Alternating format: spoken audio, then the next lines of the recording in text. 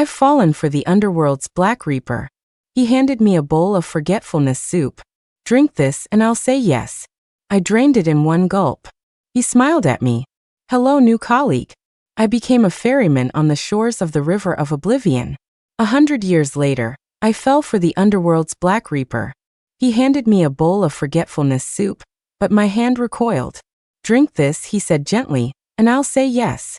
Something felt strange, completely wrong. So I played it smart. Hiding my face with my wide sleeve, I pretended to drink it all.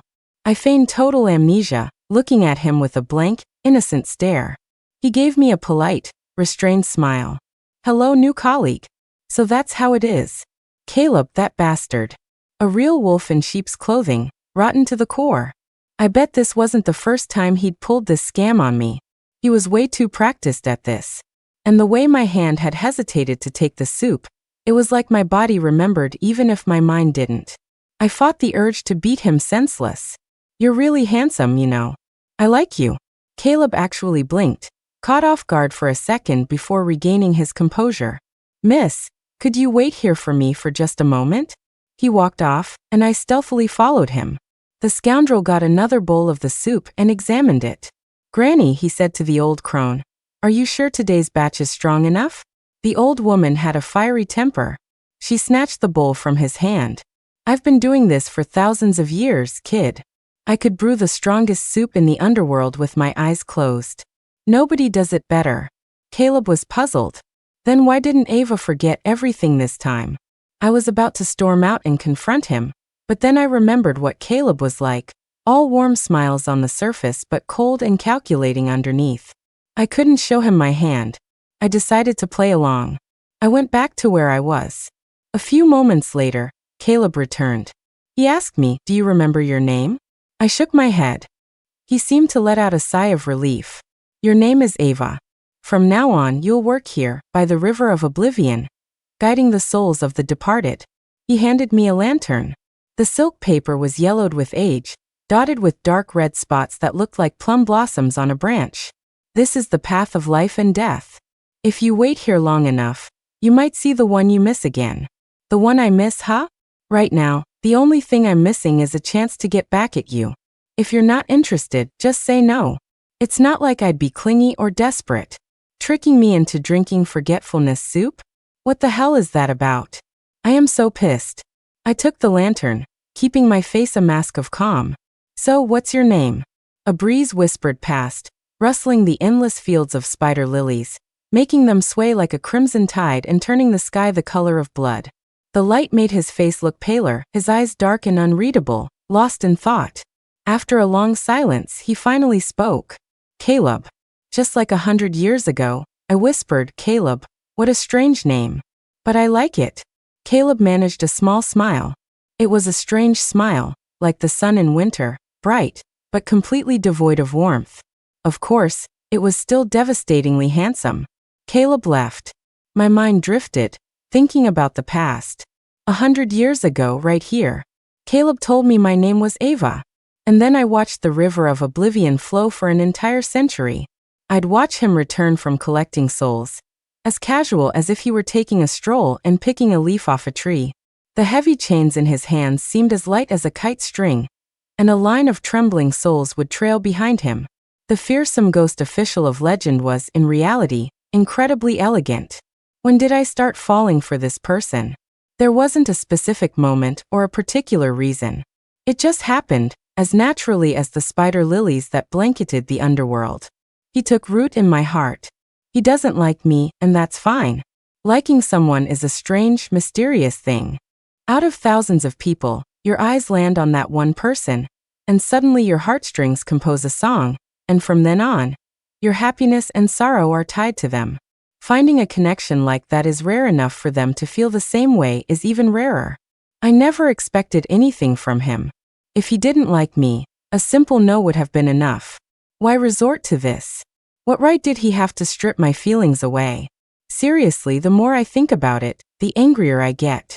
He tricked me into drinking forgetfulness soup, so I'll trick him into drinking a truth potion. Caleb was hiding secrets. I tried to dig into his past before, but he was a fortress, impossible to get a read on. Since he treated me this way, I didn't have to play by the rules anymore. I mixed a truth charm into a jug of wine and headed for Caleb's place. The faint scent of plum blossoms reached me from a distance. The only plum tree in the underworld grew in front of Caleb's house, blooming all year round, never wilting. What was even stranger was that it was a single tree, yet it produced flowers of two colors. One as pure as snow, the other as morbidly fascinating as fresh blood. I've never liked this tree. It always gave me the creeps. I knocked for a while, but there was no answer. He's probably not back yet. I set the wine jug aside and sat on the steps in front of the door, waiting with my chin in my hands, bored out of my mind. I waited until I fell asleep, then woke up, but he still hadn't returned. Whatever. Who knows how long I'll have to wait. I'll go back for now and try again later. I picked up the wine jug and started walking back. On the way, I ran into the White Reaper Dan, his white robe stained with blood, rushing past me. My heart tightened with a bad feeling. Dan, what happened? Where's Caleb? We ran into a demon that had gone berserk in the mortal realm. I came back to get reinforcements. Caleb's still there, holding it off. I was worried but also confused. Just a demon? With Caleb's power, why would it be this much trouble? These days Dan caught himself, his eyes darting away. Maybe he just hasn't been sleeping well, he's a bit weak. I can't talk, I have to go get help. Wait, where is he now? I know this is pathetic. But the thought of Caleb in danger, surrounded by enemies, possibly. I couldn't just sit there. If I could never see that face again, how boring would the long years in the underworld be? In this chaotic world without a sun or moon, Caleb was the light. And the light cannot be extinguished. When I arrived in the mortal world, it was the dead of night. In the rural countryside, thick clouds covered the moon, and the wind howled like a sharp scream. I held my lantern, its faint flame flickering in the demonic wind, looking like it could go out at any second. But this flame had burned for over 100 years. A little wind couldn't touch it. The weeds around my feet were almost knee-high, speckled with drops of blood that were shocking to see. Caleb. Awful images flooded my mind, but I pushed them down and followed the trail of blood. Then, not far off, I saw a dilapidated temple. The clouds hung lower there than anywhere else, and the wind felt solid, like it was slamming against the wooden doors, making the brass knockers rattle incessantly. It seemed the temple still had some residual divine power, enough to temporarily ward off the demon's assault. Caleb should be relatively safe inside. Just as I was breathing a sigh of relief, the two wooden doors burst open with a bang. A strange laughter echoed across the open fields, one voice layered over another, men, women, old, young, as if countless people were laughing at once. The wind, like streams flowing into the sea, converged in one spot, swirling into a tall, blurry humanoid shape. Demons from miles around, drawn by its call, gathered in shadowy forms, surrounding the temple. A few muffled rumbles of thunder sounded from the clouds. As steady footsteps emerged from the temple, the wind stopped. At that moment, a brilliant white flash of lightning crawled across the sky, illuminating the world as bright as day. In the flash of lightning, the figure walking step by step out of the temple looked like a god passing judgment on the world. His wide black robes hid the bloodstains. His face was pale as snow, his thin lips colorless, and his deep eyes held no emotion. His left hand formed a sign, while his right was wrapped in a metal chain that dragged on the ground, making a grating sound. Abomination. Considering you accumulated much good karma in your past life, if you surrender now, there is still a place for you in the animal realm. If you remain stubborn, you will find no place in any of the 6 paths of reincarnation. I will now. He paused, then continued without expression, enunciating each word, turn you to dust. Before the last word faded, the chain, wrapped in heavenly lightning, shot out. But the demon clearly had no intention of surrendering. It used the surrounding ghosts as shields to dodge the attack. Little god, since you're so reasonable, why not give me your divinity? It's not like you have much left. Caleb didn't give it a chance to continue. The next moment he appeared where the demon had been. However, the demon was just as fast. It retreated rapidly, leaving countless ghosts to swarm Caleb. The demon laughed eerily. Once they've devoured you, I'll have my place within the 6 paths. Caleb seemed as powerful as I'd always known him to be, as if I had no reason to worry. But then I remembered Dan's hesitant words, and the trail of fresh blood I'd followed. Caleb. I ran toward him. The lantern dissolved, leaving only a ball of fire that grew brighter and brighter, sweeping toward the circle of ghosts. Caleb's hand, gripping the chain, tightened. Blood flowed from his wide sleeve. He quickened his attack in my direction, his brow furrowed. What are you doing here? I came to settle a score with you. Caleb's frown deepened. Get out of here. Whatever it is, I'll apologize to you later. The demon's hoarse, grating voice cut in. It seems the little god isn't entirely without a weakness. I wonder which is more important. This woman or your divinity? Caleb snorted, as if the question was beneath him. At the same time, an opening appeared in the circle of ghosts. Before the black, demonic wind could touch me, Caleb grabbed me. I asked, "Are you badly hurt?" "Don't worry, it's not my time to die yet. Use all your power to fuel the lantern. I'll protect you." Caleb was still calm. His words had a magical quality that instantly steadied my heart. I took a deep breath and focused on casting the spell. I closed my eyes, my senses turned inward. Golden magic flowed through my veins like a powerful stream. A blazing light ignited at my fingertips.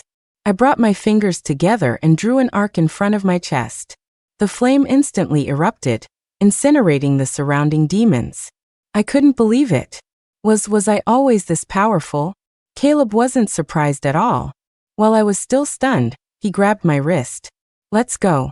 The demon pursued us, a strong, foul wind at our backs. He didn't look back, only shouting ahead, "Dan, southeast. Set up the demon-trapping barrier." As Caleb's words fell, Dan and his men suddenly appeared in the field.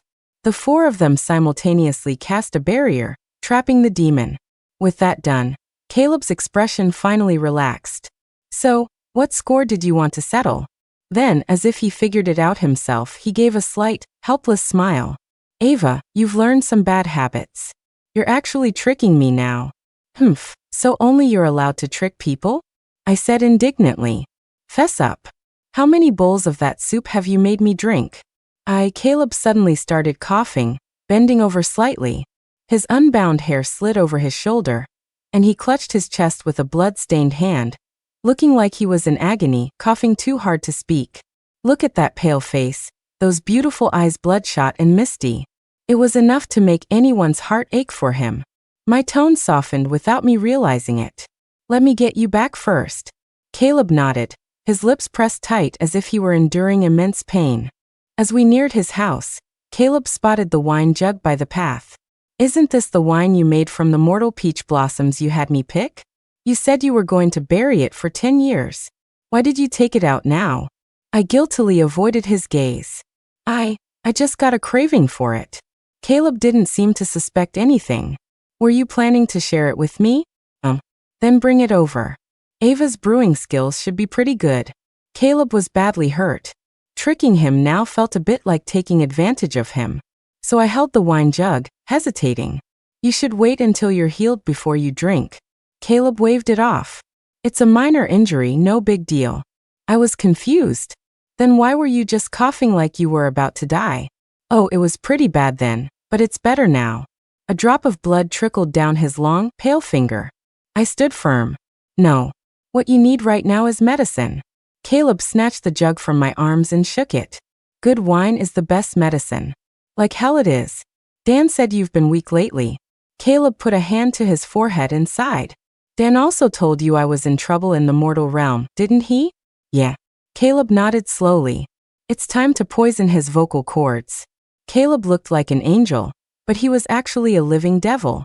Being a soul collector was a waste of his talents. After a moment of regulating his breathing, Caleb swallowed a pill with a swig of wine. I stared, dumbfounded. "Are all you tough guys this wild?" Caleb calmly poured me a cup. "Weren't you craving some? Aren't you going to try it?" How could I dare? One sip of that, and I'd be confessing how many times I'd secretly stared at him. I looked down, not daring to meet his eyes. "I'm not really in the mood anymore." Caleb tilted his head, studying me from across the table, his dark eyes piercing. "Ava, what guilty secret are you hiding?" I shot my head up. Nothing. Caleb looked down at the wine bowl in his hand, swirling the remaining liquid. Is there something wrong with this wine? It was a question, but it was clear he already knew the answer. He looked up at me, not angry, still smiling with a kind of resigned indulgence. Ava, you've really grown up. You even know how to set people up now. Being caught red-handed, I was a mix of guilt and embarrassment, but I didn't want to back down. I stuck my neck out. It's your fault for tricking me into drinking the forgetfulness soup. Caleb sighed. So, you decided to trick me into drinking a truth potion? He didn't wait for my answer, just nodded to himself. Fair enough. What do you want to ask? Go ahead. I never expected him to be so cool about it, even after seeing through my little scheme. I was speechless, just staring at him. Caleb even had the nerve to gently prompt me, if you don't ask soon, this mouthful of potion is going to wear off. He'd completely turned the tables, and with such calm, I couldn't help but feel a little impressed. Okay, I'm really going to ask.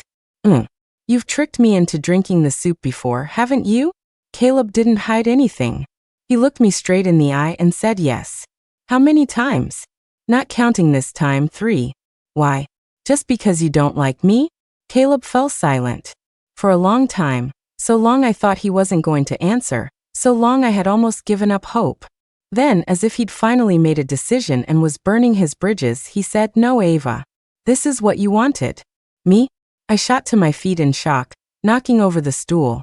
The loud bang echoed in the quiet room, but neither of us paid it any mind. How could that be what I wanted? How is that possible? Caleb was calm, as if he'd expected my reaction. In the very beginning, you were the one who chose to forget everything. Since you didn't want to remember, it's better to just keep forgetting.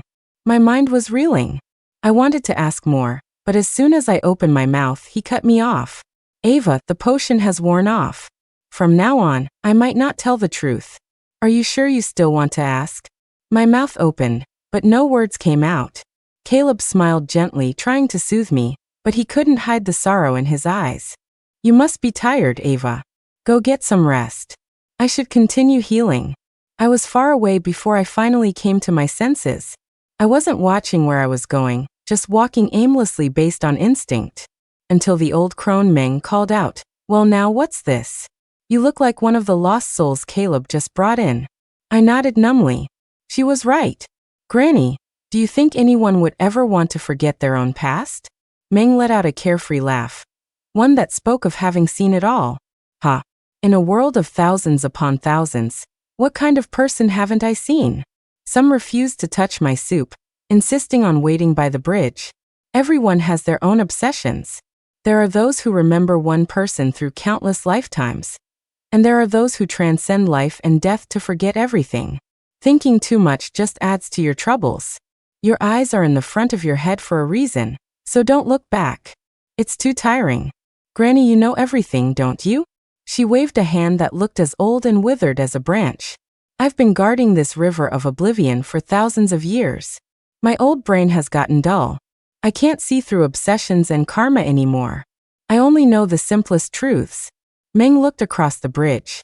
Behind a ghost official stood a young gentleman in a simple long robe, faded from countless washings, the common look of a poor scholar. The only thing special about him was an air that didn't match his clothes.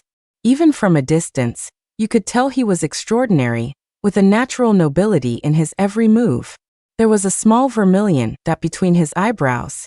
He walked across the bridge of sighs without a glance at the skeletons below, his step steady, without a hint of fear or hesitation.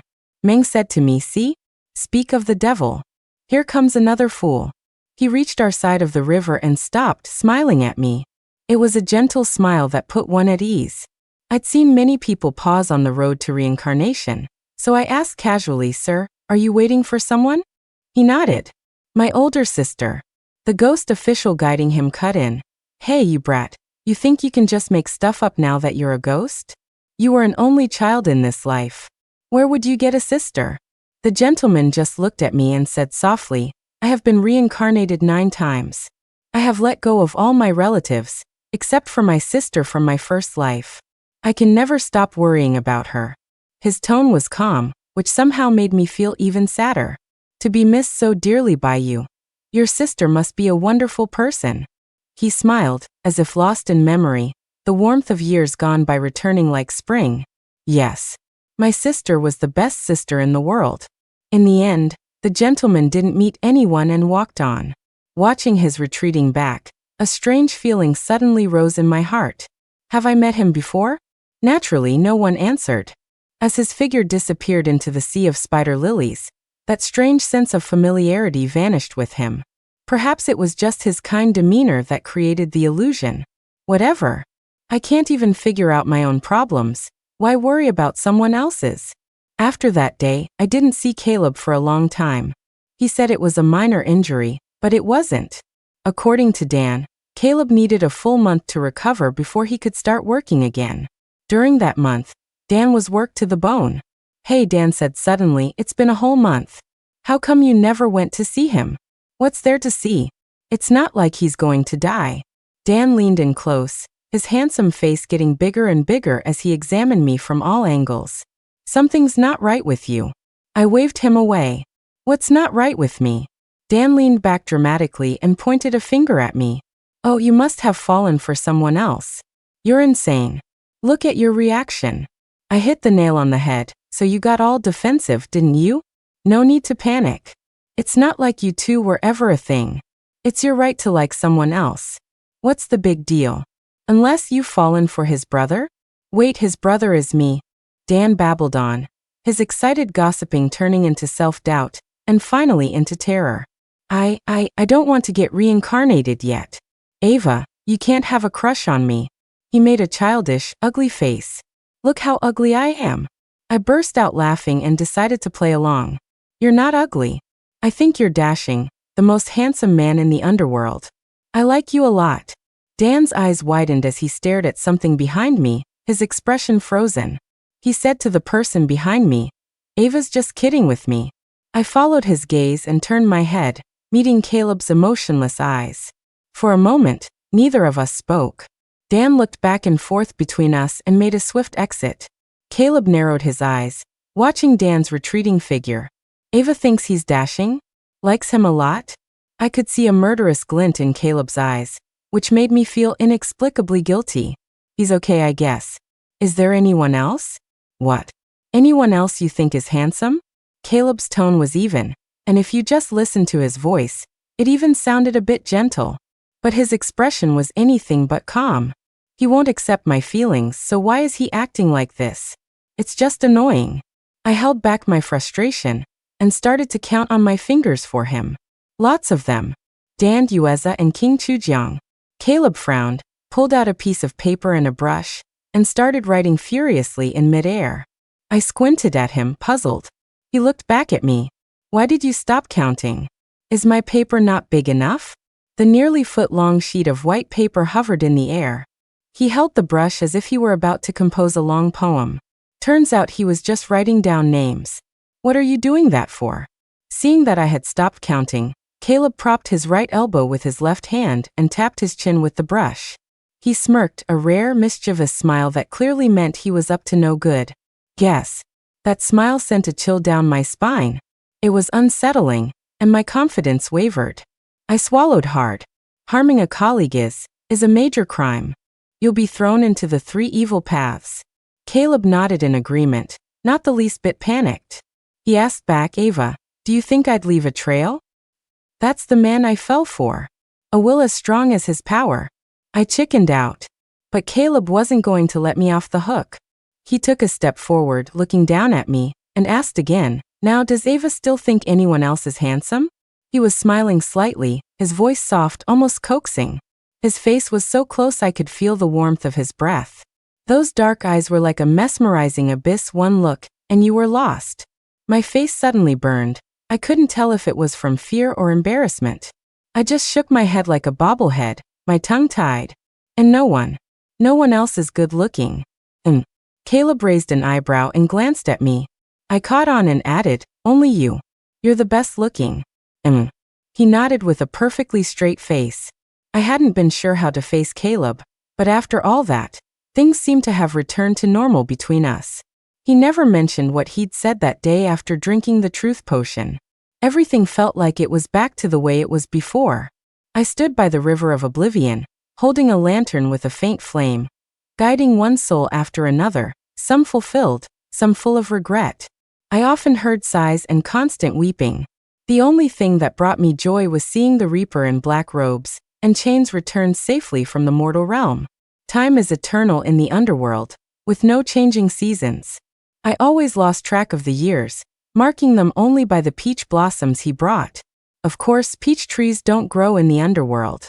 Caleb brought them from the mortal world. Every year, in early spring, he would bring a branch of peach blossoms from the mortal world, still wet with morning dew. He would walk out of the bustling world of the living and hand me a piece of its spring. When I smelled the flowers, I could close my eyes and see him walking into the morning mist, carefully breaking off the first peach blossom of the season. It should be about that time of year now. After watching Caleb leave the underworld, I met a very strange person, or perhaps not a person. Everyone who comes to the underworld is a soul. Most people are terrified of the underworld and its inhabitants, not daring to look around or ask questions. But this woman walked right up to me and stared, fixated, at the lantern in my hand. She asked, "How did you get this lantern?" I've met thousands of souls. Some confess their sins and ask for forgiveness, some ask how they can meet their lover in the next life.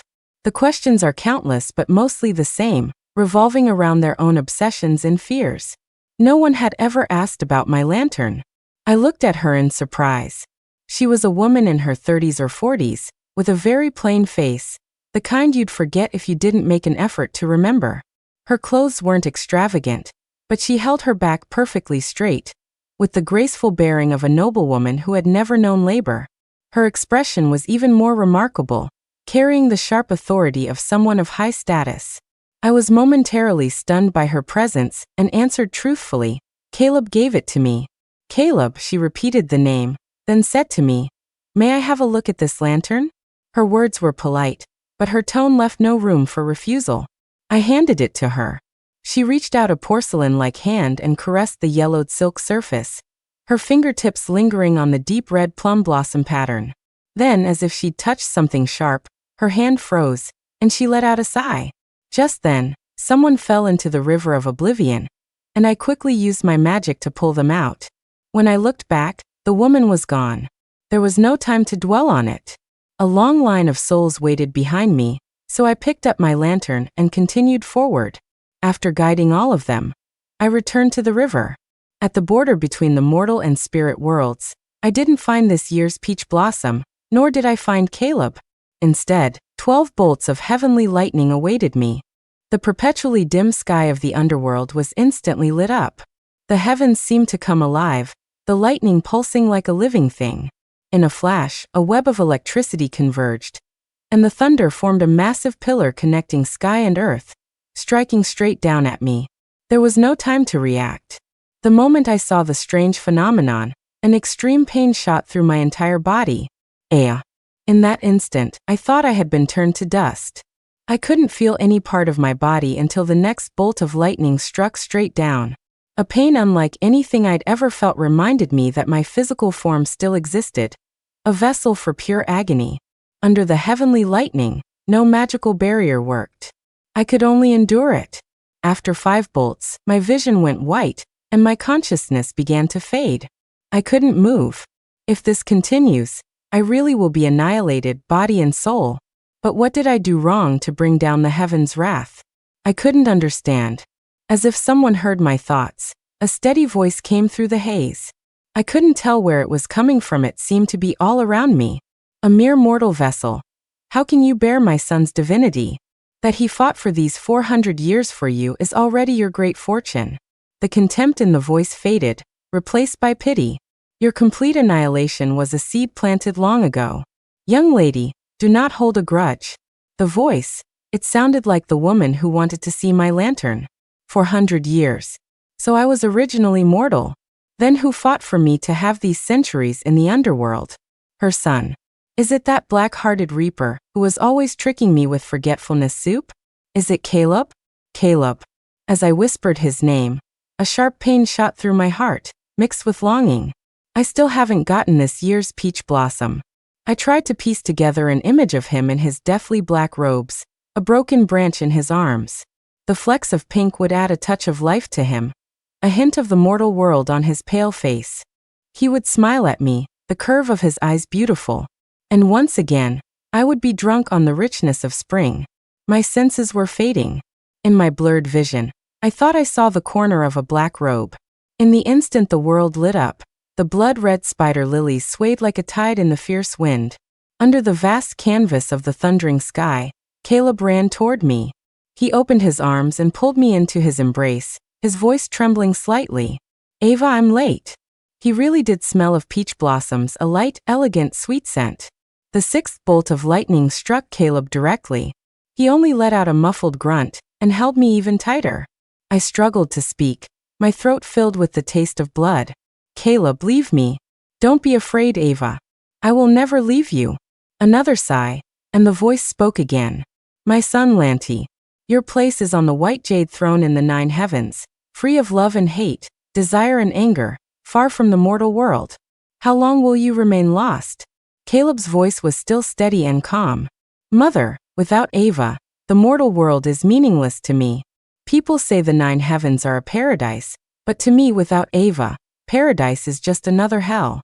The 7th bolt fell. Caleb took it without flinching, his head held high, neither humble nor arrogant. "Foolish child, you cultivated for 1,000 years at the Buddha's side, only to be blinded the moment you entered the mortal world. Do you remember why you were named Sure when you entered the world?" Caleb didn't answer. The voice continued, as if speaking to itself. "When you descended to the mortal realm, the Buddha asked you 3 questions. You answered yes to all of them without hesitation. Have you forgotten now?" Caleb was silent for a moment before finally speaking. "Lanty has not forgotten. I just didn't know then the weight of those words, and so I answered lightly. Another bolt of lightning. She should not exist in this world. You have forcefully kept her here, and your obsession has become a sin. Today, I have brought the heavenly lightning here to erase that sin for you. Lanty, let go." "I won't." The 9th bolt of lightning fell with his words. "The heavenly punishment has begun. Even I cannot stop it. There are 3 bolts left. In your current state, if you endure them, it is you who will be annihilated, body and soul. Lanty is willing to accept it." The 10th bolt fell. "Do you truly have no regrets?" Caleb was struggling to speak now, but he still said each word with conviction. 400 years ago, I felt regret for the first time in my life. I did everything I could to make up for the past. From now on, I will not regret anything I do." The 11th bolt struck. "Foolish child, I hoped you would return to your divine post, but you insist on betraying the path. Fine. With a heart like yours, how can you be entrusted with great responsibility? This last bolt of lightning, your mother will take for you. After this, do as you please. Mother, Lanty is unfilial and will accept the punishment. Please take care of yourself. Do not let your phoenix body be harmed for my sake. Say no more." The final bolt came with ferocious intensity. Caleb was already extremely weak. If he took it, he would likely be turned to dust. A loud phoenix cry echoed in the sky. Massive wings spread open, catching the lightning in midair. Caleb knelt on the ground. "Thank you, Mother, for your grace." By the time I could get out of bed, Caleb was still unconscious. I stayed by his side day and night, waiting for him to wake up, to scold me for slacking off. But he kept his eyes closed, lying in bed, growing thinner each day. He was already so pale, never seeing the sun, like a phantom. Now he was even more frighteningly white. No matter how I looked at him, he seemed like a doll that couldn't breathe. His features were so perfect, almost unreal. As I watched him, a sense of panic grew in me. I shakily reached out to feel for his pulse. Thank goodness. It was faint, but it was still there. I took his hand, its coldness sending a chill through my heart. I held it, trying to warm it up. "Caleb, if you don't wake up soon, Dan is going to work himself to death." Suddenly, a wind blew outside the window, carrying the scent of plum blossoms. I looked out. In the perpetual twilight, the red plums were in full bloom. At some point, the white blossoms on the 2-colored tree had almost completely disappeared, leaving only a tree full of blood-red flowers. Caleb, I miss you. I didn't expect him to hear me, but I suddenly felt his fingertips twitch. His long eyelashes fluttered, as if he were about to open his eyes. I leaned in excitedly. Caleb, are you awake? Oh, I've waited so long, skipping work every day to watch over you, not knowing what to do to make you better. If you'll just wake up, I'll do anything. The long lashes stopped trembling. His colorless lips moved, uttering two faint words. Anything? My joy was overwhelming. I was crying and slobbering, clutching his hand and nodding vigorously. Anything, anything. The man lying in bed with his eyes still closed said, if Ava promises not to ask about what she heard that day, Caleb will wake up. I had been fading in and out of consciousness then. I heard the words, but they were blurry. I only understood that Caleb was a high-ranking god from the heavens, and that we had some kind of history, and that he had willingly taken the lightning for me. Caleb, you like me too, don't you? At that, Caleb opened his eyes, but he said nothing. He stared out the window for a long moment before answering with a non-answer. Ava, I'm going to die. What are you talking about? Caleb smiled, a fragile bloom on his haggard face, like a beautiful flower about to wither. I'm serious. His expression was so gentle it was cruel. My heart, which had just come back to life, was brutally squeezed. I realized that when you're in extreme pain, you can't even cry. After a long time, or maybe not so long, I heard myself say, Caleb, let's get married. Caleb froze, clearly not expecting me to say that. This isn't something to joke about. I'm not joking. I looked him straight in the eye. I'm serious too. He was hesitating, but I wasn't. I pressed him. You don't want to marry me? Of course not. It's just his eyes were filled with a deep sadness. You'll regret it. Ava, when you remember the past, you'll hate yourself. I'll save my regrets for later. Right now, I just want to be true to my heart. We both want this, isn't that enough? Caleb raised his hand and gently poked my forehead with a long finger, looking like he didn't know what to do with me. Finally, he sighed in resignation. Oh, you. It was probably the first time since the Underworld's creation that anyone had held a wedding here. My colleagues were all excited, decorating everything. By the looks of it, they might have cleaned out every fabric store in the mortal world for their red silk. For a time, the entire Underworld was draped in festive red. Joy was on everyone's face, except for the couple. I put on my wedding dress, not knowing whether to laugh or cry. I had asked Caleb if there was any way to save him. He had just said calmly, my life force is depleted. It's irreversible. Seeing my despair, he added, it's not too late to have Dan and the others take down the red silk and lanterns. I feigned anger. The wedding is just around the corner. And you're backing out now? Are you trying to humiliate me? Better to be humiliated than to be a widow. My nose stung, and tears welled up. I fought them back. You're no fun at all, always spoiling the mood. Seeing I was upset, Caleb quickly changed his tone, pulling me into his arms and comforting me softly. My fault, I shouldn't have upset you. I apologize. Ava, you have a big heart, can you forgive me? My throat was tight, and I was afraid I'd lose control if I spoke, so I just buried my face in his chest and grunted loudly. Caleb whispered in my ear, stingy. How about I give you something to make up for it? I pushed him away and held out my hand. Hand it over. Caleb reached into his sleeve and took out a jade pendant, placing it in my palm. The jade was a smooth, creamy white, warm to the touch. The design was simple, with the character sure carved into it. He said, I should have given this to you a long time ago. Now, I sat before a bronze mirror, getting ready, rubbing the jade pendant as I gathered my thoughts. Meng stood behind me, holding a comb, hesitating. In this ghostly place, we can't find a person of complete fortune to do your hair. We're all just long-lived ghosts, especially me, with no good fortune to speak of. Ava, dear, maybe you should just comb it yourself. I smiled unconcerned. What does it matter? I've stood guard over the river of oblivion with you for years and received so much of your care. I've long thought of you as my own elder. To have an elder's sincere blessing is enough to make me happy. The comb glided through my hair. Meng chanted kindly, may Ava and Caleb grow old together, and never be parted. Grow old together, never be parted. I repeated it silently in my heart. The red veil obscured most of my vision. I held on to the red silk ribbon, walking behind him. The sound of gongs and drums filled the air, the hall packed with guests. Everyone was celebrating boisterously, not bothering with formalities. Blessings were shouted one after another, like a relay, as if trying to utter every good wish in the world. Only Caleb and I knew that most of those blessings were destined to be empty. First bow to heaven and earth. As I knelt, I felt a sense of relief. Second bow to the elders. I had no parents, and Caleb's mother resided in the 9 heavens, so this bow was also to the sky. The couple bows to each other. Dan's voice was as deep as a bell, solemn and serious, a far cry from his usual playful self. I bowed deeply. This bow felt as long as a lifetime. Countless images flooded my mind, memories from the Sueha era of the Dajung dynasty. Back then, I had also worn a bright red wedding dress like this, but I wasn't marrying him.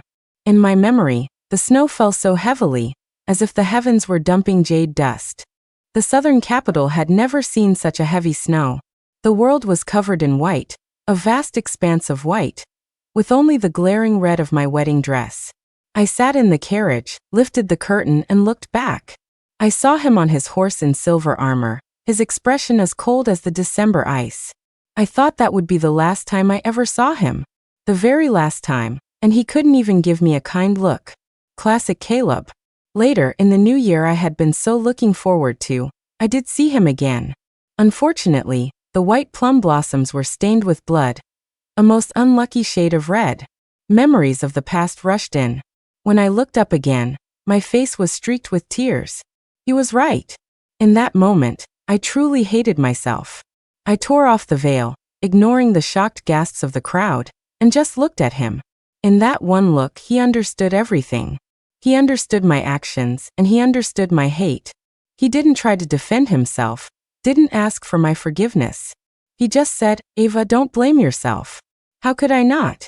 If I were just a ferryman by the river of oblivion, with no past and no origin, just a lonely soul between heaven and earth, then of course I could follow my heart, love who I love, marry who I want. But I'm not. I am Wen Yu of the Dajung dynasty. I am not a lonely soul. I have a home, a country, a fallen dynasty, blood-soaked white jade steps. In the 7th year of Sueha, I walked through the corpse-strewn Mingxiao palace, the blood soaking through my shoes. The steps before the Taiji Hall were so long.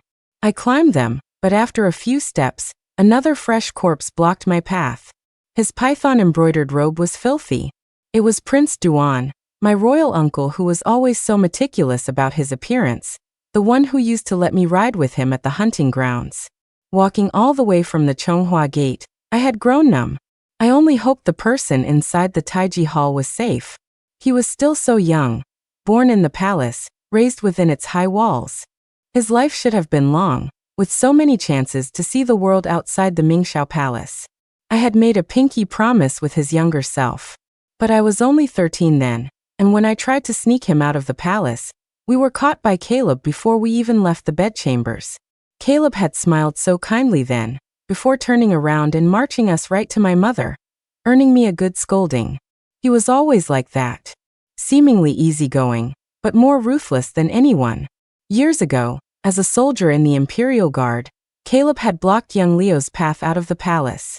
Today, years later, as a decorated general, he was even more ruthless. This time, he was blocking Wen Cheng's path to the throne. I closed my eyes, took a deep breath, fought to stop my body from shaking, and steadied myself before walking into the hall. Clearly, the fighting before the Taiji Hall had been the most intense.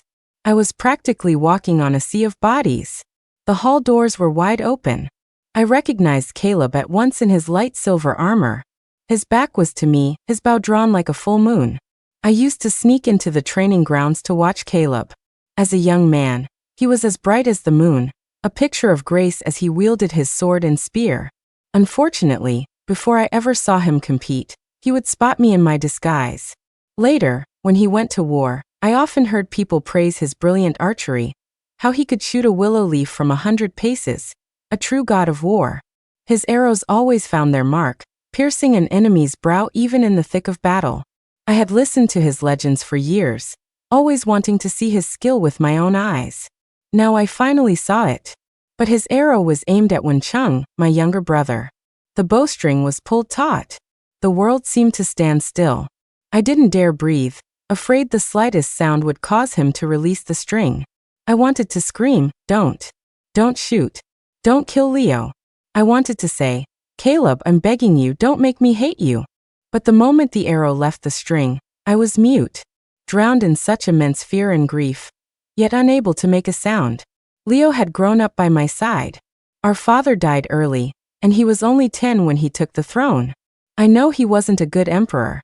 He trusted corrupt officials, allowed eunuchs to run rampant, and the people suffered, leading to rebellions across the land. Since the first year of Sueha, there had been no peace. But no matter how bad he was, no matter how much he deserved to die, he was still my brother. In my eyes, he was still the little boy who followed me around, clutching the corner of my robes. When my mother brought him from concubine Lin's chambers, he was sensitive and timid, always hiding behind pillars and peeking out. I ran to take his hand and told him, "Your big sister will protect you from now on." Now sitting on the dragon throne, Leo still hadn't fully grown. He saw me, and his bloodless lips trembled. He said, "Sister, I'm sorry." My emotions shattered in an instant. I ran desperately toward him. But Caleb's arrow was so fast. I could never catch up. The last thing I saw was a splash of red, the blood pouring from Leo's forehead. It was warm, vibrant, and it burned my eyes. I collapsed to the ground. A hand covered my eyes from behind. Caleb said, "Ava, please close your eyes." After that, I didn't dare close my eyes. Night after night, I would light every candle, my eyes wide open, and sit in silence until dawn. That day, Caleb brought me back to his mansion. No matter how much I struggled and fought, he held me tightly in his arms as we descended the steps. Snow began to fall. I bit down hard on his arm, nearly tearing out a piece of flesh, but he remained silent. The snowflakes fell, melting into the streams of blood. I had imagined countless times that one day, I could walk openly with him through the palace and pay respects to my parents. Now he held me in his arms and wouldn't let go, but all I wanted was to kill him. Caleb came to see me every day, but he never spoke. My health deteriorated. Many times, I think he wanted to persuade me to take care of myself, but he could never bring himself to say the words. When the white plum blossoms in the courtyard bloomed, I had finally withered myself to the brink of death. That day, Caleb stood outside as usual. After a long while he said, "Ava, it's snowing. A timely snow promises a good harvest. This year should be a full and prosperous one." I pushed open the door. "Such prosperity has nothing to do with me. A bountiful harvest and happy people, that is true prosperity for the nation. You told Wencheng that once. It's a shame. A shame he didn't listen." Leo was still a child after all and loved to play.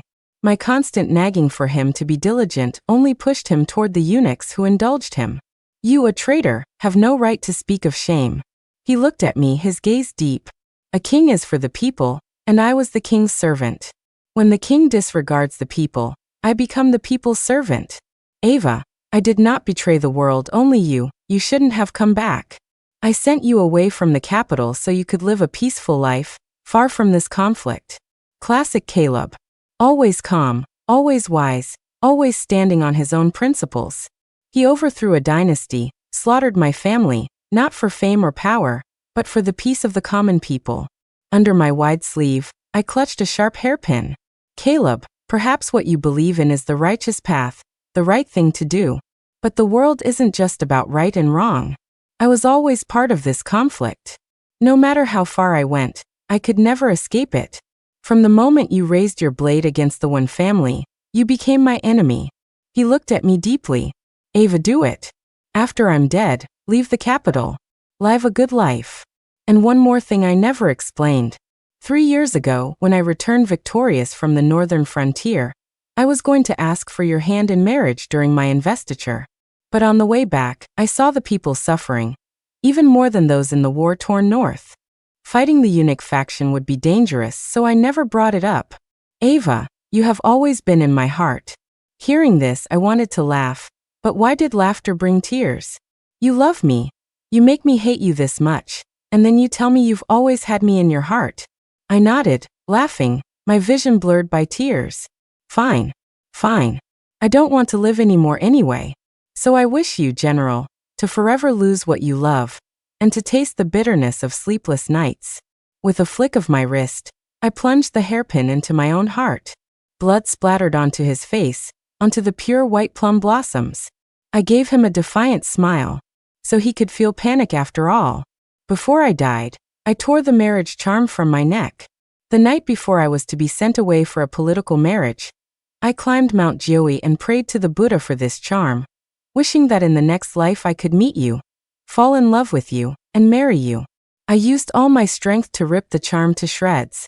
Now I see that was the most vicious curse of all. Caleb fell to his knees, holding me in his arms, his voice trembling. Ava, I never knew your heart could be so cruel. I opened my hand and let the pieces of cloth scatter, watching the wind and snow sweep them away in an instant. My love for you was bone deep, so my hatred must be just as absolute. Caleb, I will forget you. He was silent for a long time. As I slipped into darkness and began to lose consciousness, I heard him say, "That's for the best." I was supposed to be reincarnated. The reason I wasn't is thanks to Dan's big mouth. On the road to reincarnation, I saw a boy of about 15 or 16, which reminded me of Leo. I said to Dan, but also to myself, I had a younger brother. Our parents died young, and I failed to teach him well. He was a kind soul, sensitive and fragile as a child, but he was swept up by the desires of others and became willful and foolish. He was only about this tall when he died, just a little taller than me. We weren't on good terms in those last few years. I thought he was tired of me, his older sister, but in the end the last thing he said to me was, "I'm sorry." Dan sighed. Amen. We're born jerks, especially when we're young.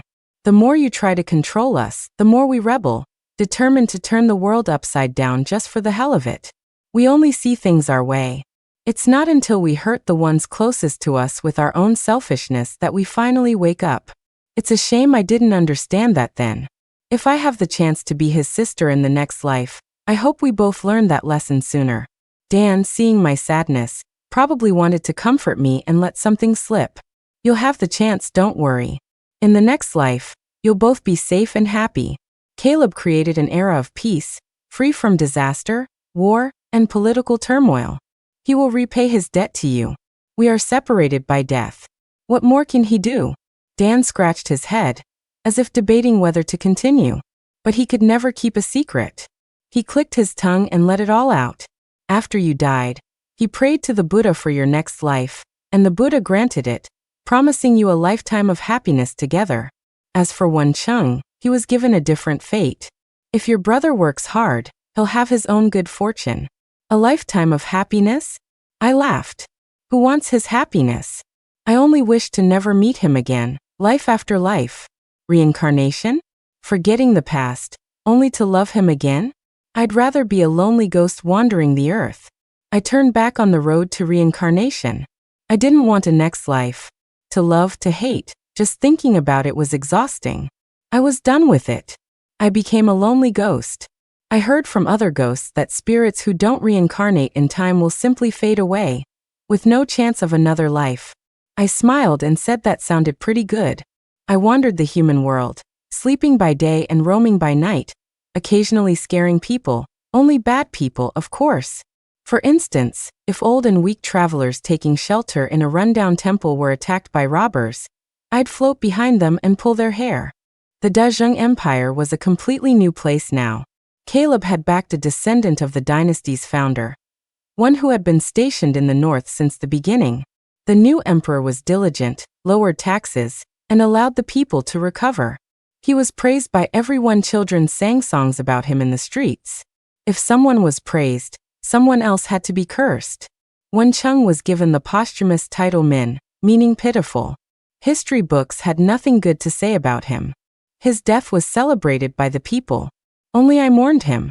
The Dazheng of today was peaceful and prosperous. This was Caleb's choice. His idea of fulfillment was never about one family or one household, but about thousands of lit windows and the smoke rising from countless kitchen fires.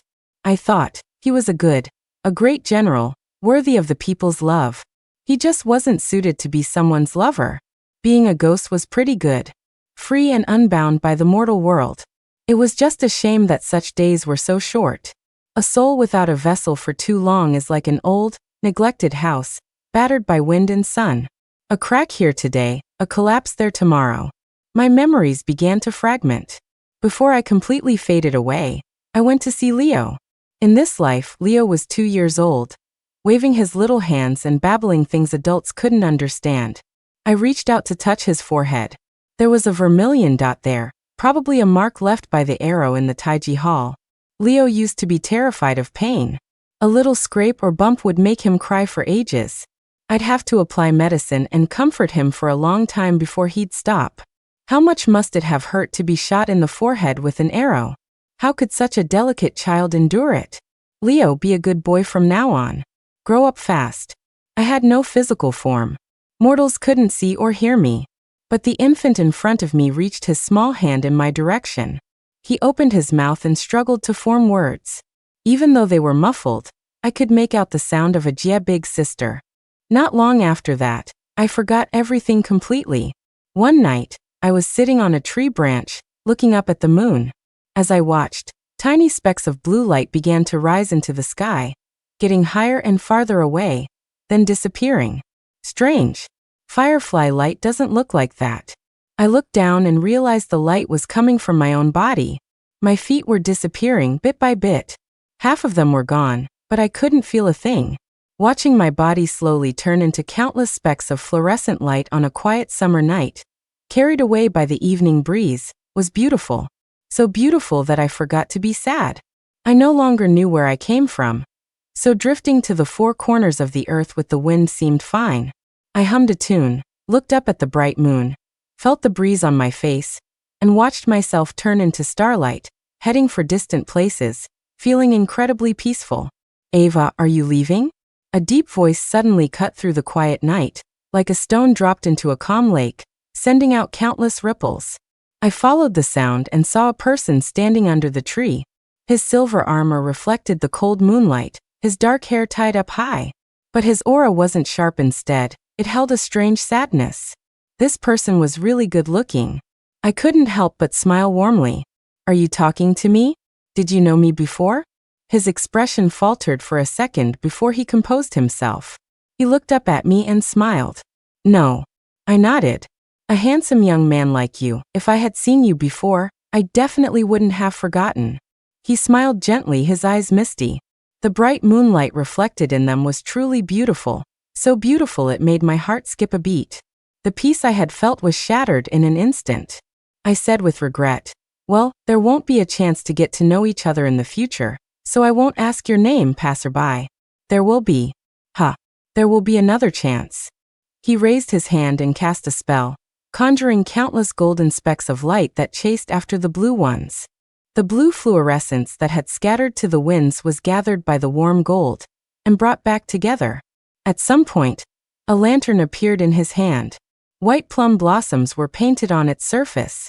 The dancing points of light flowed into it, and the painted flowers, as if alive, gradually changed color, turning a bewitching red. When I regained consciousness, I was in the underworld. He had changed into those wide, oppressive black robes. He told me he was a reaper of the underworld named Caleb, and then he handed me the lantern, instructing me to guard the river of oblivion and guide the wandering souls. And I guarded it for 400 years. 400 years. I forgot everything from my mortal life, yet I fell in love with him over and over again. Now, seeing him stand before me with a look of sorrow, I found his face repulsive. Why? Why did you have to appear before me again? Is it fun? Watching me fall in love with you again and again? Confessing my feelings in ignorance? Is it fun? No, Ava, it's not like that. I just wanted you to live without worries, no longer trapped by love and hate. Then why did you have to re-enter my life? I had finally forgotten you. We could have been strangers. Even if we met, we wouldn't have known each other. Wouldn't that have been better? Tears ruined my makeup. He raised his hand, as if to wipe them away. I instinctively took a step back, tripping on the red silk, and his hand froze awkwardly in midair. Ava, I'm sorry. These 400 years of companionship were all because of my selfishness. All these years, I've wanted to be close to you. But I was also afraid of getting too close, afraid that one day you would remember the memories you locked away. The hall full of guests fell silent. The crowd silently parted to create a path. Once, I wore a wedding dress, and he escorted me to my groom. I clutched a marriage charm, looking back with every step, praying for a next life where I could finally marry him. Years later, we stood together in the underworld, receiving countless blessings, finally dressed in wedding attire for each other, red silk filling the air.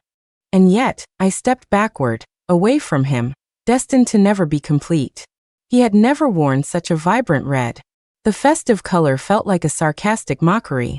The faint blush on his face drained away, leaving him terrifyingly pale. The Caleb I remembered was strong, calm, always wearing a smile that said everything was under control. But now, standing in the crowd, he looked so fragile, so lost and helpless. The pain in his eyes made my own heart ache. I turned resolutely and left. With a past like ours, how could we be in love? The bloodshed in the Mingxiao Palace still burned me. Separated by such a deep sea of blood, what right did I have to be with him? I locked myself in my room, my thoughts racing, yet I couldn't make sense of anything. The underworld has no day or night. Alone, I lost all track of time. Its passage left no mark. No one came to disturb me, but through the door, I could feel his presence. He never knocked, just stood quietly outside for a long, long time. So long I thought he planned to stay there forever. One day, he finally let out a soft sigh, and then a calm farewell. Ava, I'm leaving. Don't be so hard on yourself. If the memories are painful, then let them go. There is so much beauty in the mortal world, and you've only tasted a fraction of it. Yet you carry all the bitterness. From now on, you don't have to be trapped in the underworld. The three realms are vast. You are free to roam. Ava, the peach blossoms in March cover the mountains. You must go see them with your own eyes. He was gone. The world returned to silence, a silence I had never known before. I suddenly remembered that year I stubbornly climbed onto the roof of the Taiji Hall. Below, a crowd of palace attendants and guards had gathered. My father spoiled me rotten. No matter how much I misbehaved, he never punished me. Over time, I became a little tyrant in the palace, and no one dared to stop me. Your Highness, Your Highness. Oh, my little ancestor. If you don't come down, this old servant's heart is going to give out. I ignored the wailing attendant clinging to the ladder and stood on my toes, gazing into the distance. The world outside the palace was so big, with houses stretching on, but the roof of the Taiji Hall wasn't high enough. I looked around but couldn't see the mountains of peach blossoms Lady Lin had told me about. Disappointed, I started to walk back. The crowd below moved with me, countless pairs of eyes staring up, terrified I would fall. Only one person in the crowd was different. He wore the uniform of the Imperial Guard and was still a teenager. He stood just outside the crowd, not at all nervous or worried, looking more like he was watching a play. My attendant, Eunuch Li, saw I was about to come down and cried out, "Your Highness, don't move. What if you fall? Let Commander Zhang bring you down, all right?" I shook my head and pointed at the young man. "I want him to get me." He looked up and met my gaze, still calm with no fear or excitement, just a proper bow. "As you command." Eunuch Li looked at him, displeased. He clearly thought the burly Commander Zhang was a more reliable choice than this young man, and tried to change my mind. I ignored him, my eyes fixed on the teenager walking toward me. The noise around me blurred into a dull hum. A spring breeze blew past, carrying a faint fragrance from afar. I thought I could smell the flowers Lady Lin had described, a scent that surpassed all the splendors of the Imperial Garden. From that moment on, my eyes followed him. Perhaps it was the March sun, but I felt a little dizzy. The wind lifted the hem of my skirt, my sleeves fluttering. I lost my footing and, just as Eunuch Li's bad omen predicted, I fell. Screams and shouts erupted around me. I heard the whoosh of the wind as I fell into his arms. It was late spring. Willow catkins drifted through the palace like soft snow. The sunlight was golden, and I looked up into a face that would stun me for the rest of my life. "What's your name?" He smiled faintly, his voice even and, of course, just as pleasant as his face. "Caleb. Tuisher. Tuisher, what a strange name. My mother said I was born clutching a piece of jade with the character Shur on it, so she named me that." The attendants swarmed around me. terrified I was hurt and would get them punished. Uniquely looked at Caleb with new respect, saying, "Good, good, a true young hero. You saved the princess today. The Empress will surely reward you when she finds out. Is there anything you want, young man? A promotion is surely just around the corner." Caleb was composed, with a calmness rare for his age. A soldier of Dezheng should earn his merits on the battlefield with his own sword. Catching Her Highness was my duty as an imperial guard. It's not worthy of a special reward from the Empress. I pushed everyone aside and walked right up to him. "You don't want a reward from my mother, so I'll give you one. You saved me, you're my benefactor. It's only right that I repay you. Then I thank your highness in advance." He smiled at me, a soft, clean smile. "If I may be so bold, I would like to ask a question."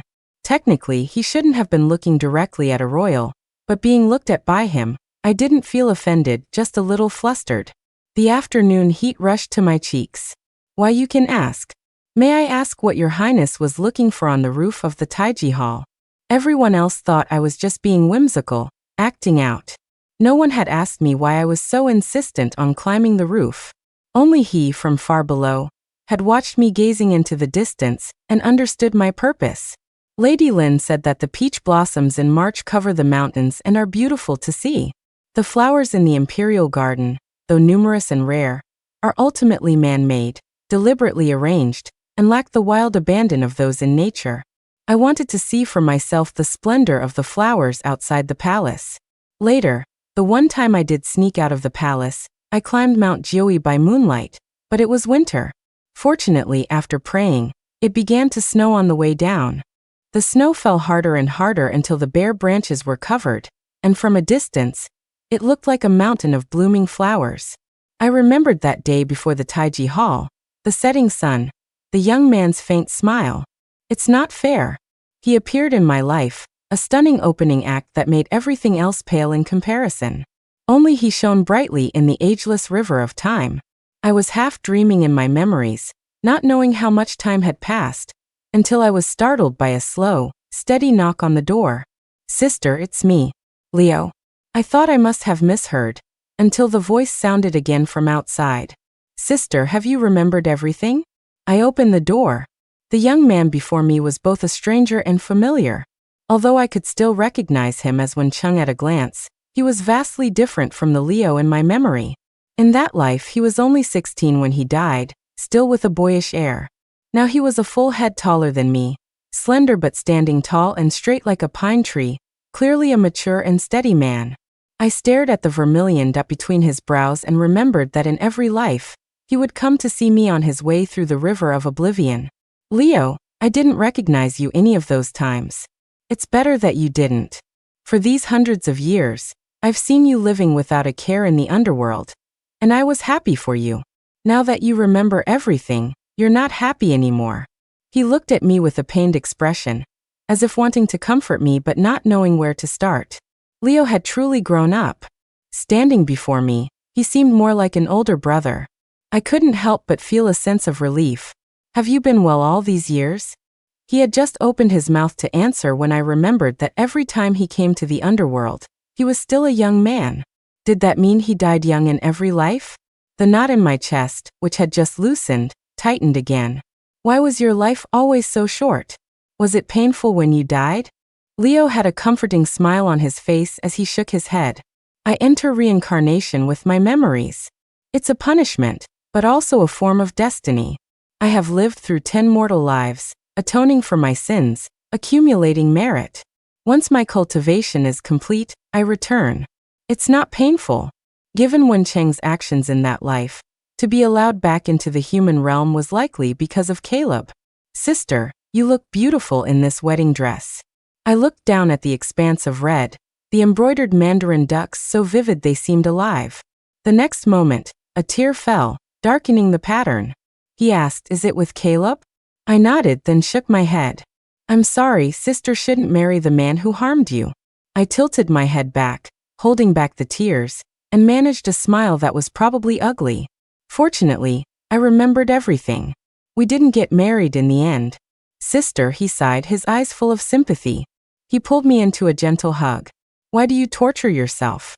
If it's for my sake, You shouldn't be like this. I hesitated before asking, but don't you hate him? Wen Cheng's voice was clear, like a sea breeze soaked in sunlight. I don't hate him. A tyrant can be overthrown by anyone. I deserved to die in that life. If it wasn't him, it would have been someone else. I only hate myself. I was in a position of power and only knew how to indulge myself, causing suffering for the people. I couldn't even protect you, sister. A vast country had to rely on a princess's political marriage for defense. Caleb didn't send me to that marriage. I took a step back and began to tell the story. He deliberately let me know about the king of Shili's proposal. At the time, De Zheng was facing internal and external threats, and we couldn't afford another powerful enemy, so I volunteered for the marriage. But it was all part of Caleb's plan. He pretended to escort me, but the bridal procession never set foot on Shili soil. We went all the way to the northern frontier. He was never worried about Shili's 100,000-strong army. He just used the situation to get me out of the capital, so I could avoid the palace coup a month later. When I realized something was wrong, I swapped clothes with my handmaiden, tricked Caleb's men, and rushed back to the capital, just in time to see the smoke rising from Mingxiao Palace. He really does care about you. Sister, the past is past. Follow your heart. I only wish for you to be happy every day, just like the imperious Princess Rugia you once were. But, for these 400 years, with him by your side, you were just like you used to be in the underworld, always smiling, always joyful. Yes, because I had no memories, there was only pure affection. Just looking at him, even without speaking, felt good. Time flowed quietly, with no birth, old age, sickness, or death chasing from behind. A single glance could be 1,000 years. What was there to worry about? A branch of peach blossoms, a floating fragrance that filled my heart, and from then on, my world was full of spring. But then suddenly, old memories fell like winter snow, and in one night, everything withered. The love was deep, but the hate was a torrent. I was standing on a lonely reef, pulled in one direction and pushed in another, not daring to move, terrified that one wrong step would send me plunging into the abyss, never to recover. Follow your heart. But a bloody mist surrounds me, blocking the way. I can't see my own heart. The sky outside suddenly darkened. The world fell silent. I had a bad feeling. There was no wind, but the petals of the spider lilies in the distance were flying, thousands of red specks rising into the sky. Sanskrit chants came from the west, interspersed with the tolling of a heavy bell. The bell of the Buddhist paradise seemed to be ringing inside my head, each strike making my soul tremble. There were 33 tolls in all, 33 tolls of the bell, echoing through the 3 realms. This meant a god from the 9 heavens had fallen, and heaven and earth mourned together. I remembered what Caleb had said outside my door. He was saying goodbye. Caleb, is he dead? The moment that thought entered my mind, I couldn't breathe. It was like a bolt from the blue, splitting the bloody mist. I saw the figure that had always been carved into my heart. Back then he was still young, his features clear and bright. He caught me as I fell in the glorious spring light. The wind roared around us, but the sound of my heartbeat was deafeningly loud. Later, I greeted his triumphant return from the city walls. The wind and sand of the north had stripped away his youth. He was dazzling in his silver armor, a branch of peach blossoms from outside the city in his arms. He looked up from the crowd and saw me in a single glance. From that moment on, I knew that I, when you, would never be moved by another man. And later still, in the underworld filled with wails and constant weeping, a place that never knew joy, he wore black robes, heavy chains wrapped around his hands. He passed between 2 worlds bringing countless deaths, his pale face shrouded in an unspeakable sadness. But even so, whenever he smiled, light would gather in his eyes. And in that instant, the heavens would open up, illuminating the dim world of the underworld. I know that no matter how many times I start over, I will always fall for him. My hatred for him is as deep as my love. I thought about forgetting him, leaving him, but I never truly wanted him to die. Even in the 7th year of Sueha, when I had the chance to kill him myself, I turned my wrist and pierced my own heart instead. But now, after everything, he was dead. When I came to my senses, I was already in front of Caleb's courtyard. The red plum tree was in full, eerie bloom. Dan knelt outside, his head bowed to the ground, tears falling silently. He didn't look up, his voice flat. You're too late.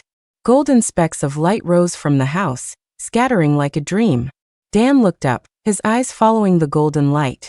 All these years he transferred his divinity, gave you half his life, did everything he possibly could for you. And in the end he still lost everything. He gave a bitter laugh.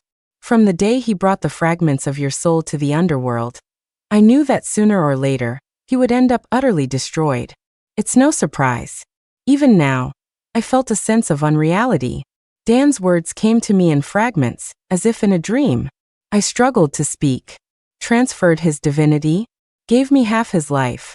A soul that is separated from its body for too long will dissipate. 400 years ago, you escaped reincarnation, and were on the verge of fading away when he found you. He used his soul lamp, went against heaven, and gave up half his life to save you. But you are ultimately immortal, yet you bear the fate of a god. Naturally, you could no longer be reincarnated. Though you escaped the cycle of rebirth, you weren't fully a god either, just a being adrift in the three realms, destined to be purged by the heavenly Tao sooner or later. So Caleb kept you in the underworld. Had you take the soul lamp and guide spirits to accumulate centuries of merit, and then he gave you his own divinity, so you could become a god free and unattached. I could barely stand, my voice trembling. Who asked for his life? Who asked him to be so presumptuous? Who asked for his self-righteous sacrifice? It's always been like this. He arranges everything but never asks what I want. I don't care about being a god, and I certainly don't want his life. What right does he have to make decisions for me? Tears still streamed down Dan's face, but his smile was tragic. He was just born with that tendency to worry about others, keeping everything bottled up inside, shouldering it all himself. In the end, it's just self-righteousness, thinking that a one-sided sacrifice will make others happy. But see? No one appreciated it. As more and more light specks rose, scattering farther and farther, I suddenly felt a wave of panic. The wooden door was shut tight. I couldn't bring myself to take that step. I was terrified. Terrified that if I pushed open the door, everything inside would be the same. The furniture, the teacup on the table, everything except Caleb.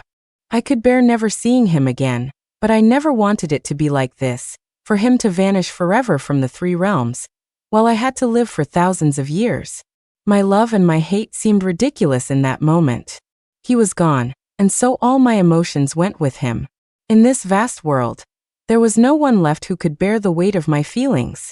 Numbly, I stepped forward and pushed open the door. With a creak, the door's movement stirred a gust of wind.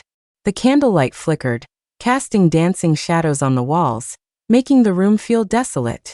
Through the screen, I could see the quilt on the bed was neatly spread. His wedding robe still hung on the rack beside it. There was no one in the room. No one. I suddenly couldn't breathe. The facts were clear, but I still walked around the screen and searched the small room meticulously. But there was no sign of Caleb anywhere. I stood frozen in the room, my mind a complete blank. Now my body was eternal, but my soul had been ripped out. On the table, a paperweight held down a letter. On it were only 2 words for Ava, and below them, a single ink blot. In the end, he didn't even leave me a single sentence. That year he went off to war. I was always afraid he wouldn't return. Before he left, I forced him to promise to write and tell me he was safe. He helplessly agreed. For 3 years, the letters never stopped. He always responded. This time he was leaving for good, yet he left not a single word. I looked outside. The golden specks of light had risen high into the sky, like stars studding the chaotic heavens. Once they scattered, there would be no trace of Caleb left in this world. I ran out like a madwoman, summoned the soul lamp, and gathered my power, trying to collect his scattered soul, just as he had done for me.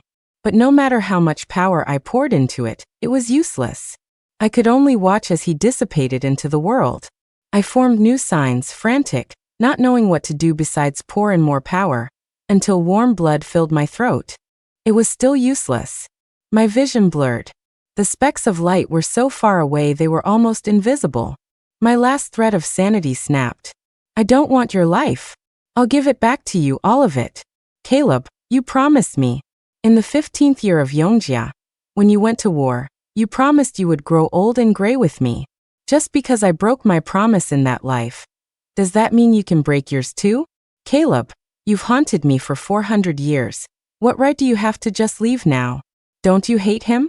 Dan had stood up, his eyes having lost their usual light, now almost indifferent. It is precisely because love and hate are not contradictory that my pain is so clear. He sighed. Seeing me still trying to gather the soul fragments, he finally said he is a god. When his body perishes, he returns to heaven and earth. Don't waste your energy. I didn't listen. He continued. He was the son of the celestial emperor, born an immortal, his status lofty. When he was 5, the emperor took him to the western paradise to meet the Buddha. The Buddha shook his head upon first seeing him, saying he was fated to face a great calamity that would lead to his utter ruin. The emperor, alarmed, begged the Buddha to resolve it. The 5-year-old Lanti looked up and smiled at the Buddha.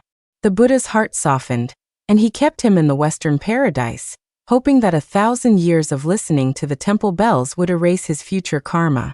1,000 years later, one day, he looked down upon the mortal world from the clouds. I don't know what he saw, but he smiled. He went to the Buddha's hall and said he wanted to go to the human world. So the Buddha asked, "Are you going to the mortal world to seek enlightenment? Can you remain unswayed by the sea of mortal desires? And can you cast aside love and hate, which are carved into the bone, for the sake of the path?" He answered yes to all. The Buddha turned a piece of jade and placed it in his palm, telling him not to forget his vow. He entered the mortal world and became Chuisher. He never betrayed his path, but then he met you, and from then on, he fell into the mortal dust. I knew the man I loved was always a great hero. As a young man, he stood straight and tall. He did not bow to power. His bow and arrow were only for protecting the people. I knew that after more than 100 years, the Dezheng dynasty was riddled with problems. My father, frail and obsessed with immortality, ignored his duties, inviting foreign enemies. Leo's ascension only threw the court into more chaos. The people were suffering, and the rest of the royal family were all the same. The one descendant in the north, untainted by the capital's power struggles, was the best choice. A bloodbath in the Mingxiao Palace, while cruel and easily criticized, was drastic medicine for a grave illness, and it was effective.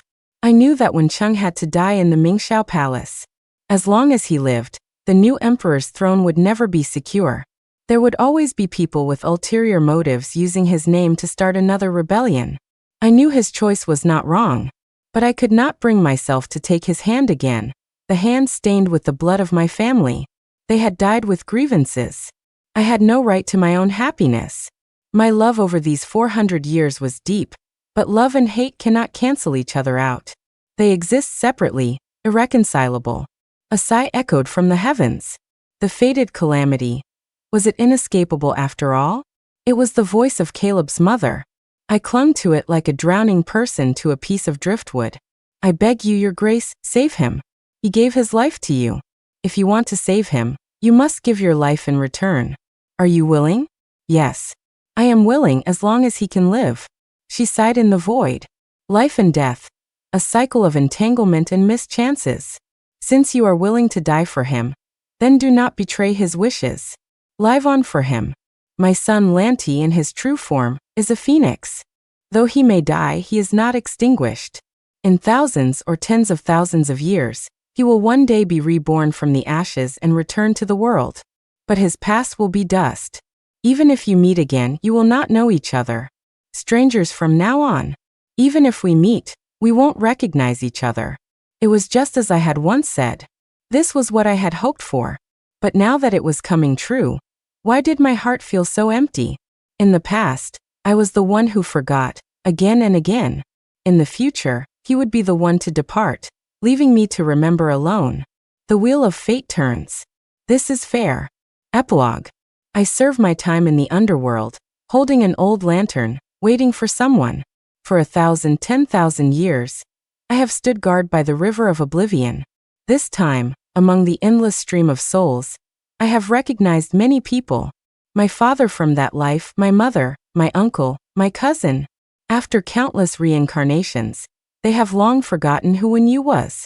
I say nothing, only bidding them a silent farewell in my heart, saying goodbye to my past, one by one. When I saw Leo again, he was old and gray, with a kind smile. The vermilion dot between his brows, which had accompanied him for 10 lifetimes, was finally gone. You seem very familiar to me, miss, he said. As if we were once very close. I smiled back.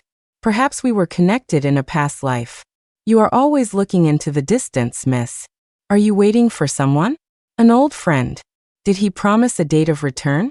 No. He looked sad. You must have been waiting for a long time. 131 years. After more than 100 years.